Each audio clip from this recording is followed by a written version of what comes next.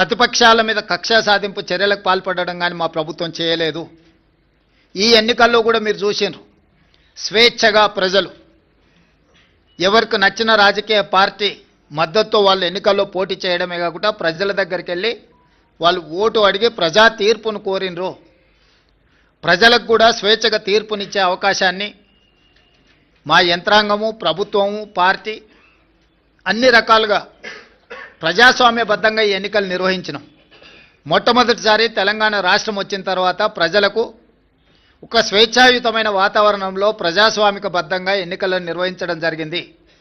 ఈ ఎన్నికల్లో అధికార దుర్వినియోగానికి పాల్పడడం కానీ, లేకపోతే మా హోదాలను అడ్డుపెట్టుకొని ప్రత్యక్షంగానో పరోక్షంగానో రిజర్వేషన్ల మీద ప్రభావం చూపించడమో, లేకపోతే ఎన్నికలను ప్రభావితం చేసే నిర్ణయాలను కానీ మేము చేయలేదు.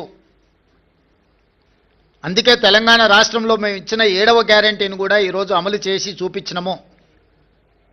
దాంతో స్వేచ్ఛతో కూడుకున్న ప్రజాస్వామికబద్ధమైన ఎన్నికల్ని నిర్వహించి ప్రజల చేత మన్ననలు పొంది ఒక మంచి పరిపాలన అందించడానికి మేము ముందుకు వెళ్తున్నాము.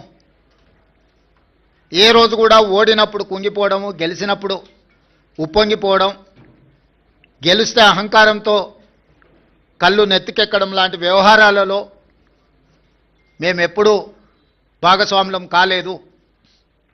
వీటన్నిటికీ దూరంగా ఉండి ప్రజలకు దగ్గరగా చేరువగా ఉండి సంక్షేమాన్ని, అభివృద్ధిని ముందుకు తీసుకువెళ్లాలనే ప్రయత్నం చేస్తూనే ఉన్నాం. ఈనాటి ఫలితాలు మా బాధ్యతను మరింతగా పెంచినాయి. ఈనాడు కేంద్ర ప్రభుత్వం ఆనాడు శ్రీమతి సోనియా గాంధీ, మన్మోహన్ సింగ్ గారు అందించిన మహాత్మా గాంధీ ఉపాధి హామీ పథకాన్ని నిర్వీర్యం చేసి నీరుగార్చి పేరు మార్చడమే కాకుండా విధానాలను మార్చడం ద్వారా పేదలకి పథకాన్ని అందకుండా చెయ్యాలన్న కక్ష, కుట్ర స్పష్టంగా కనిపిస్తుంది. కేంద్రంలో సోనియా గాంధీ గారి మీద, రాహుల్ గాంధీ గారి మీద కక్షతో కూడిన అక్రమ కేసులు పెట్టడం, కోర్టులు చీవాట్లు పెట్టినా కూడా మారకపోవడాన్ని మనం కళ్ళతో చూస్తున్నాం. వీటన్నిటిని దృష్టిలో పెట్టుకొని ప్రజలు ప్రజాస్వామికబద్ధమైన కాంగ్రెస్ పార్టీ ప్రజలకు రక్షణ.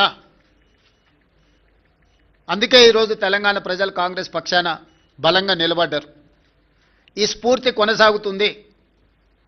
భవిష్యత్తులో ఇంకా బలంగా పనిచేస్తాము, బాధ్యతతో పనిచేస్తాము. ఎదిగినా కొద్దిగా ఒదగాలి అని పెద్దలు ఏదైతే సూచన చేసిండ్రో వాటిని దృష్టిలో పెట్టుకొని ఆ విధంగానే ముందుకు వెళ్తాము.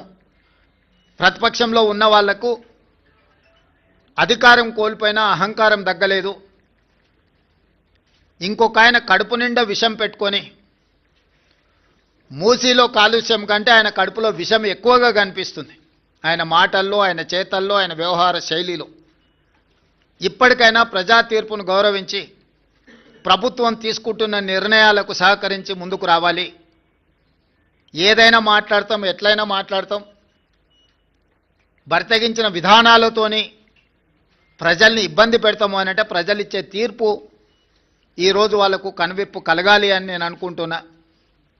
ఈ ఫలితాలను చూసే అద్భుతం అనుకుంటారు. సంతోషం. ఈ అద్భుతం 2029లో కూడా జరుగుతుంది మీరు కోరుకున్నట్టే. 2/3 మెజారిటీతోని 2029లో కాంగ్రెస్ తిరిగి అధికారంలోకి వస్తుంది. 1/3 మీరుంటారు, 2/3 మేము ఉంటాము. ఈ తీర్పు 2029లో కూడా పునరావృతం కాబోతుంది. ఇప్పటికైనా అహంకారం తగ్గించుకోండి, అసూయను తగ్గించుకోండి.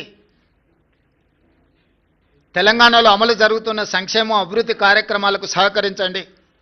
బాధ్యతాయుతమైన ప్రతిపక్షంగా వ్యవహరించండి. అంతే తప్ప మీ అసూయలతో, మీ ద్వేషంతో తెలంగాణ రాష్ట్రానికి నష్టం జరిగే విధంగా మీరు మాట్లాడకండి. అంతర్జాతీయ విపణిలో తెలంగాణ రాష్ట్రానికి ఒక గొప్ప గుర్తింపు. పర్ క్యాపిటా దేశంలోనే నెంబర్ 1. 3,87,000 రూపాయలతో పర్ క్యాపిటా ఇన్కంలో కానీ, జిఎస్డిపిలో కానీ అన్ని రంగాలలో తెలంగాణ దేశంలోనే నెంబర్ 1 రాష్ట్రంగా ఈరోజు అభివృద్ధి పదం వైపు నడుస్తున్నది. ఇంకా అభివృద్ధి జరగాల్సిన అవసరం ఉన్నది. సంపద పెంచాలి, పేదలకు పంచాలి అనే మా విధానాన్ని కొనసాగిస్తాము. ఇప్పుడు ఏ విధంగా అయితే మీడియా సహకారం ఉందో భవిష్యత్తులో కూడా మీ